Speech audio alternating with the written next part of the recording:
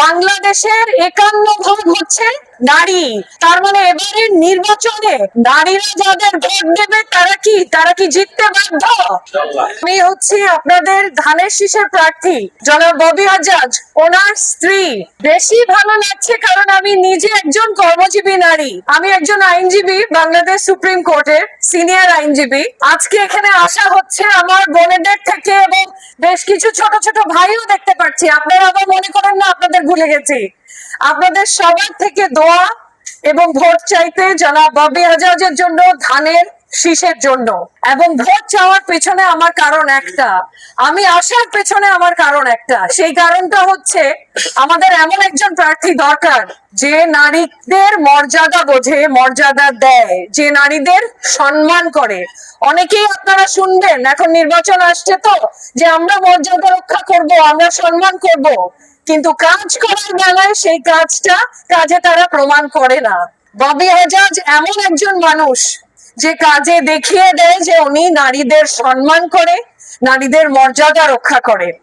এবং এটার জনজান্ত একটা উদাহরণ হচ্ছে আমি নিজেই।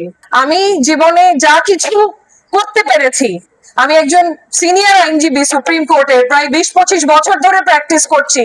সবকিছু কিন্তু যারা ববি হাজাজ ওনার জন্য। প্রতিটা পথে আমার প্রতিটা পদে পদে ওনাকে আমি পেয়েছি আমার সাথে, আমার পাশে, এবং আমাকে প্রতিটা পদে অনুপ্রাণিত করেছে আরো এগিয়ে যাওয়ার জন্য। কারণ কি? কারণ ওনার বিশ্বাস বাংলাদেশের 51 ভাগ হচ্ছে নারী। আপনারা বাংলাদেশের 51% কিন্তু নারী। তার মানে এবারের নির্বাচনে নারীরা যাদের ভোট দেবে তারা কি জিততে বাধ্য? ইনশাআল্লাহ। এবং এমন কাউকে ভোট দেবেন যে কাজে দেখিয়ে দিচ্ছে সে নারীদের সম্মান করে, সে নারীদের চার দেওয়ালের মধ্যে বন্ধ করে রাখতে চায় না। সে চায় নারী পুরুষ কাঁধে কাঁধ মিলিয়ে বাংলাদেশকে সামনের দিকে এগিয়ে নিয়ে যাবে।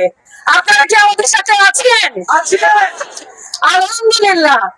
আমার একটাই দোয়া আমার বোনেদের থেকে, 12 তারিখ সকাল সকাল এসে ধানের শীষে ববি হাজাজকে ভোট দিয়ে আমাদের হাতটাকে শক্তিশালী করে দেন, যাতে করে ঢাকা 13, মোহাম্মদপুর, আদাবর, শেরেবাংলা নগর যে সমস্যাগুলো আছে, গ্যাসের সংকট, চাঁদাবাজি, সন্ত্রাস, মাদক ব্যবসা, খালবিলগুলোর যাতা অবস্থা, রাস্তাঘাটের যাতা অবস্থা, এগুলো নিয়ে আমরা দুজন মিলে আপনাদের সবাইকে নিয়ে কাজ করতে পারি। ঢাকা 13 যাতে সত্যিকার অর্থে উন্নয়ন এবার হয়।